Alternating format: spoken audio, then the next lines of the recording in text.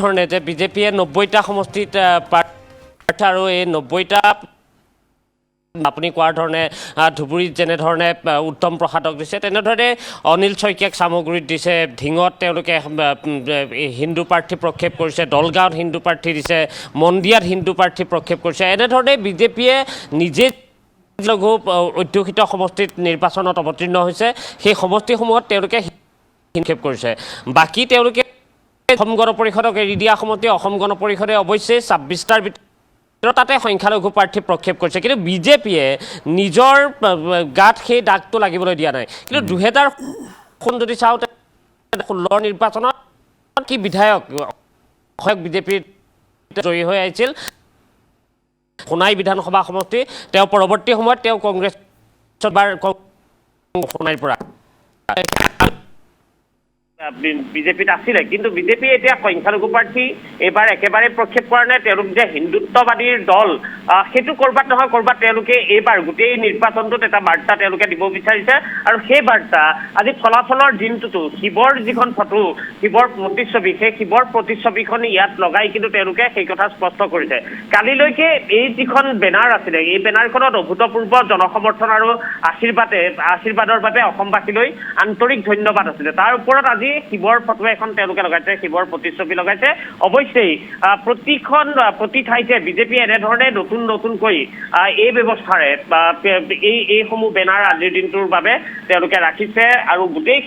কথাটোত যদি আমি চাওঁ তেনেহ'লে বিজেপিৰ যিটো ষ্ট্ৰেটেজি, অৰ্থাৎ বিজেপিয়ে ক'ৰবাত নহয় ক'ৰবাত হিন্দু অধ্যুষিত যিসমূহ সমষ্টি আছে সেই সমষ্টিসমূহৰ ভোটটো যাতে হিন্দুৰ ভোটটো বেলেগলৈ নাযায়,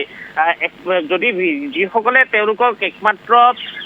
হিন্দুৰ সুৰক্ষাৰ বাবে থকা দল বুলি যিসকলে ভাবে, সেইসকল ভাবি থকা লোকসকলে যাতে বিচলিত তেওঁলোক নহয়, তাৰ বাবে তেওঁলোকে হয়তো এইবাৰ গোটেই সমষ্টিসমূহত 90টা বিধানসভা সমষ্টিত প্ৰাৰ্থী প্ৰক্ষেপ কৰাৰ, তাৰ ভিতৰত সংখ্যালঘু অধ্যুষিত সমষ্টিটো হিন্দু প্ৰাৰ্থী প্ৰক্ষেপ কৰাৰ যোগেদি তেওঁলোকে এক প্ৰকাৰ সেই কথাটো প্ৰমাণ কৰিব বিচাৰিছে, বা সেইসকলৰ মনত তেওঁলোকে এটা ভাৱ থাপি দিব বিচাৰিছে। ইয়াৰ লগে লগে যদি আমি চাওঁ তেনেহ'লে আপুনি দ্বিতীয়তে যদি গোটেই কথাখিনি কোৱা যায় যে বিজেপিৰ গোটেই এইবাৰ নিৰ্বাচনটো তেওঁলোকে এনেধৰণৰ বাৰ্তা যদি চোৱা যায় যে অভূতপূৰ্ব জনসমৰ্থন আৰু আশীৰ্বাদৰ বাবে অসমবাসীলৈ আন্তৰিক ধন্যবাদ, এইখন কালিয়ে দিখাই লগাইছে। এই যি নিৰ্বাচনী ফলাফল ঘোষণা 8 বজাৰ পৰা আৰম্ভ হ'ব, কাউণ্টিং আৰম্ভ হ'ব 8 চাৰে 8 বজাত, সেই সময়খিনিৰ পূৰ্বে তেওঁলোকে এই যি অসমবাসীলৈ জনসমৰ্থনৰ বাবে আন্তৰিক ধন্যবাদ জনাইছে। ইয়াৰ এটাই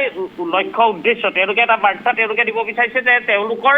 গ্ৰাউণ্ডৰ পৰা যিখিনি ফিডবেক তেওঁলোকে লাভ কৰিছে, বিশেষকে বুথৰ পৰা, বিজেপিৰ 31,000টা বুথ আছে, 31,000টা বুথৰ ভিতৰত বুথৰ পৰা তেওঁলোকৰ যিখিনি তথ্য, সংখ্যালঘু অঞ্চলৰ তথ্যটো হয়তো তেওঁলোকে তেনেধৰণে বিচৰা নাই, কিন্তু সংখ্যাগুৰু যিসমূহ সমষ্টি আছে, বিধানসভা সমষ্টি আছে, যিহেতু আমি গোটেইকেইটা নিৰ্বাচনত সংখ্যালঘু কেইটাৰ বাৰু কথা বেলেগ, কিন্তু সংখ্যাগুৰু সমষ্টিটো কিন্তু এইবাৰ বিজেপিৰ কেইগৰাকীমান প্ৰাৰ্থী প্ৰত্যাহ্বানৰ, মানে এইটো ঠিক যে বিজেপিৰ বৰ্তমানৰ মন্ত্ৰী এইবাৰ প্ৰত্যাহ্বানৰ সন্মুখীন হৈছে, বিজেপিৰ বৰ্তমানৰ বিধায়ক প্ৰত্যাহ্বানৰ সন্মুখীন। অন্য নকওঁ, আমি যদি ভৱানীপুৰ সৰভোগৰ কথা কওঁ, সেইটোতো বিৰাট ইণ্টাৰেষ্টিং হৈ আছে। আৰু সেই সমষ্টিটোত মন্ত্ৰী ৰঞ্জিত দাসক এইবাৰ প্ৰত্যাহ্বান জনাইছে মনোৰঞ্জন তালুকদাৰে, দুয়োগৰাকী ষ্ট্ৰং কেণ্ডিডেট। কিন্তু আমাৰ হাতলৈ যিখিনি খবৰ আহি আছে তাততো মনোৰঞ্জন তালুকদাৰ বেছি আজিৰ তাৰিখত মানে অগ্ৰগতিত আছে।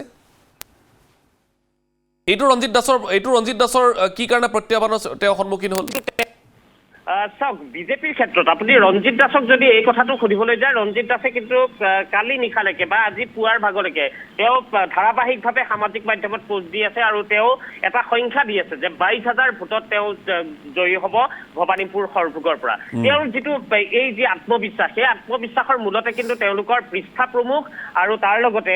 থকা এই যি বুথসমূহ আছে, বুথৰ পৰা যিটো তেওঁলোকে তথ্য লাভ কৰে একোটা বুথৰ পৰা, কাৰণ সিহঁতৰ তেওঁলোকৰ প্ৰত্যেকটো বুথেই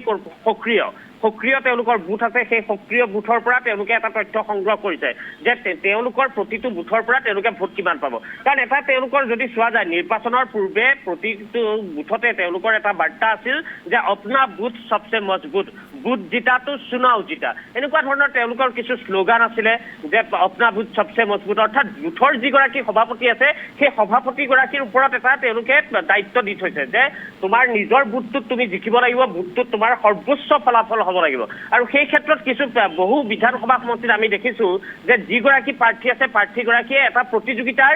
তেওঁ ঘোষণা কৰি থৈছে যে যিটো বুথৰ সভাপতি যদি এটা বুথত যদি হায়েষ্ট যিগৰাকীয়ে মাৰ্জিন দিব পাৰিব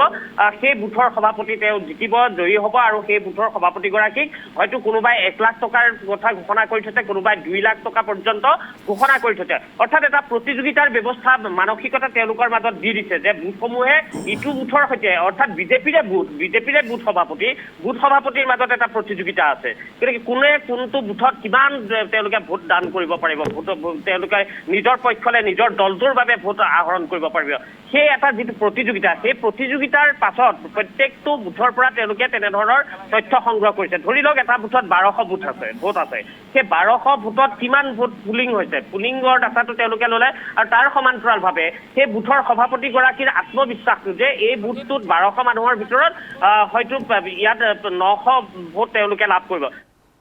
900 ভোট তেওঁলোকে লাভ কৰিব তেনেধৰণৰ এটা তথ্য তেওঁলোকৰ ষ্টেটিষ্টিক দলীয় নেতৃত্বক দিছে বা সেই প্ৰাৰ্থীগৰাকীক দিছে আৰু তাৰ ভিত্তিতে ৰঞ্জিত দাসে কৈ আছে যে 22000 ভোটত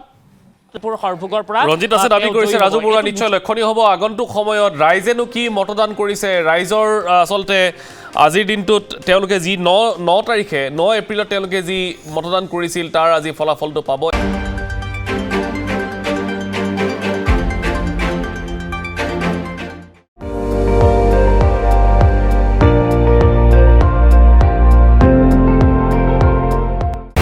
আপুনি চাই আছে ND24